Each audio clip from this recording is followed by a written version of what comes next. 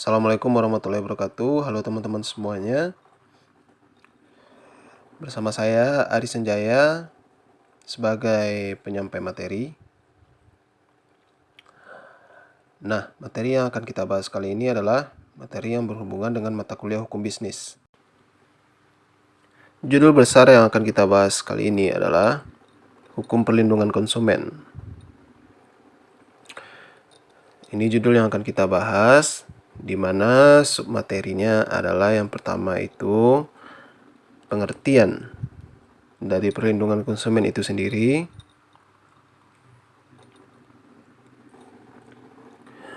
Kemudian yang kedua, submateri yang kita bahas adalah dasar hukum dari perlindungan konsumen. Kemudian yang ketiga yang kita bahas adalah asas-asas dari perlindungan konsumen. Oke.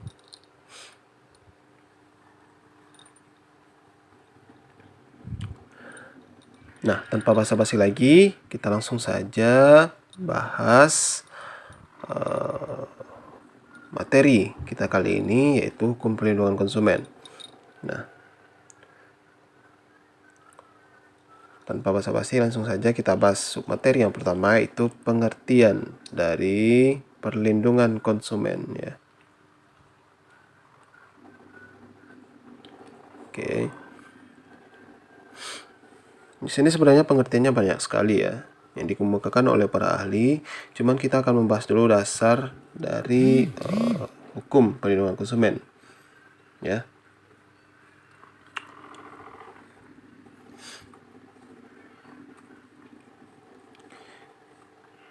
Di sini banyak sekali para pakar yang menyatakan tentang pendapatnya. Nah, di sini kita akan membahas tentang dasarnya ya. Di sini bermula dari perintis adanya hukum perlindungan konsumen yang berada di Indonesia, yaitu YLKI. Apa itu YLKI? Yaitu Yayasan Lembaga Konsumen Indonesia, di mana YLKI ini didirikan pada tanggal 11 Mei 1973 ya. Nah, di samping itu dia juga bersamaan dengan BPHN ya. Apa itu BPHN? Badan Pembinaan Hukum Nasional. Nah, jadi pas bermulanya YLKI ini didirikan, di sini juga bersamaan dengan berdirinya BPHN ya. Di mana YLKI ini ya, YLKI ini itu sendiri membentuk rancangan undang-undang perlindungan konsumen pada tahun 1990 ya. Jadi YLKI ini terbentuk di tahun 1973 ya. 17 tahun kemudian dia membentuk undang-undang tentang perlindungan konsumen, yaitu tepatnya di tahun 1990.